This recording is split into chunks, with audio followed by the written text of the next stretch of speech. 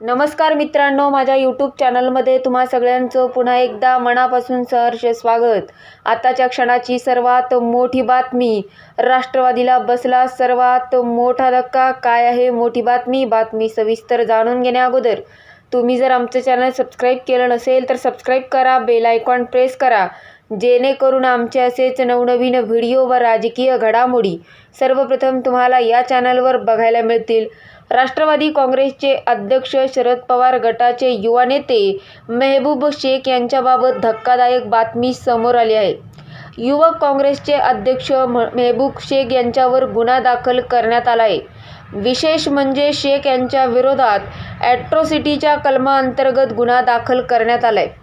राष्ट्रवादी काँग्रेसचे अध्यक्ष शरद पवार गटाचे युवक अध्यक्ष मेहबूब शेख यांच्यावर गुन्हा दाखल करण्यात आला।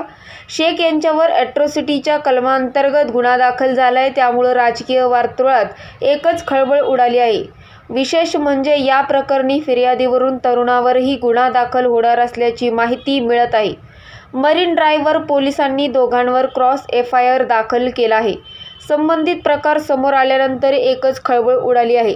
अनेकांकडून आश्चर्य व्यक्त करण्यात येत आहे। मेहबूब शेख काल 27 डिसेंबर रात्री आमदार निवास येथे आमदार संदीप क्षीरसागर यांच्या रूमवर मुक्कामी होते। या दरम्यान एक तरुण मद्यधुंद अवस्थेत क्षीरसागर यांच्या रूमवर येऊन मुक्कामाचा हट्ट करू लागला। त्यावरून दोघांमध्ये वाद झाल्याची माहिती समोर आली आहे।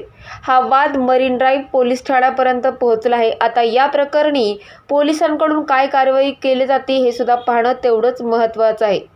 या प्रकरणावर मेहबूब शेख यांनी ही प्रतिक्रिया दिली आहे। बेवाडा येऊन आपल्याला शिवीगाळ करत असेल त्यावर आपण प्रतिक्रिया देत असू, त्यावर खोटे गुन्हे दाखल होत असतील तर हा माझा आवाज दाबण्याचा प्रयत्न आहे। मी सुद्धा पोलीस ठाण्यात फिर्यादी दिली आहे। मलाही मार लागला आहे। मला जो मार लागला आहे त्याबाबत पोलिसांनाही माहिती दिली आहे। ही घटना काल रात्री 10 वाजता घडली। त्यावेळी तो दारूच्या नशेत फुल होता। त्यावेळी त्याची मेडिकल तपासणी का केली नाही असाही सवाल मेहबूब शेख यांनी केला आहे। मित्रांनो, तुम्हाला काय वाटतं? मेहबूब शेख यांच्यावर ॲट्रॉसिटीचा गुन्हा दाखल करणं कितपत योग्य आहे? आपल्याला काय वाटतं याचं उत्तर नक्की कमेंट बॉक्समध्ये व्यक्त करा। तुम्ही जर आमचे चॅनल अजूनही सबस्क्राईब केलं नसेल तर सबस्क्राईब करा, बेल आयकॉन प्रेस करा, जेणेकरून आमचे असेच नवनवीन व्हिडिओ व राजकीय घडामोडी सर्वप्रथम तुम्हाला या चॅनलवर बघायला मिळतील। मित्रांनो, तुर्तास धन्यवाद। जय महाराष्ट्र।